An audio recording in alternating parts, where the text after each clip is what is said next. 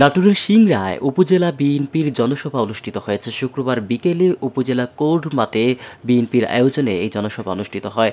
সিংড়া উপজেলা বিএনপির আহ্বায়ক অধ্যক্ষ আনোয়ারুল ইসলাম আনুর সভাপতিত্বে কোর্ট মাঠে আয়োজিত জনসভায় রুহুল কুদ্দুস তালুকদার দুলু বলেন, আওয়ামী লীগের ১৬ বছরের শাসন আমলের চাইতে দেশের হিন্দুরা এখন অনেক ভালো আছে, শান্তিতে আছে।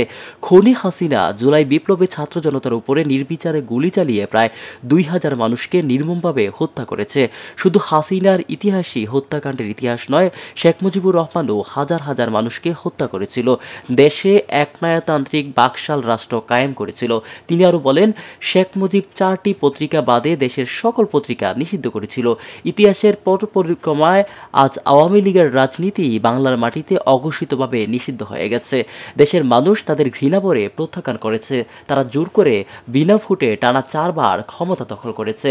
জনসভায় প্রধান বক্তা হিসেবে বক্তব্য রাখেন বিএনপির জাতীয় নির্বাহী পরিষদের সদস্য সাবেক সাংসদ অধ্যাপক কাজী গোলাম মুর্শেদ। উপজেলা বিএনপির যুগ্ম আহ্বায়ক অ্যাডভোকেট শামীম হোসেনের সঞ্চালনায় জনসভায় আরও বক্তব্য রাখেন নাটোর জেলা বিএনপির সদস্য সচিব রহিম নেওয়াজ, যুগ্ম আহ্বায়ক ফরহাদ আলী দেওয়ান শাইন, জেলা যুবদল সভাপতি হাই তালুকদার ডালিম, স্বেচ্ছাসেবক দল সভাপতি আসাদুজ্জামান আসাদ, জেলা ছাত্রদলের সভাপতি কামরুল ইসলাম, উপজেলা বিএনপির যুগ্ম আহ্বায়ক অ্যাডভোকেট ইউসুফ আলী, পৌর বিএনপির আহ্বায়ক অ্যাডভোকেট আলী আসগর খান, সদস্য সচিব তাইজুল ইসলাম সহ আরও অনেকে এ সময় বক্তব্য রাখেন। নাটোরের সিংড়া থেকে ফারুক হোসেনের রিপোর্ট, আমার বার্তা।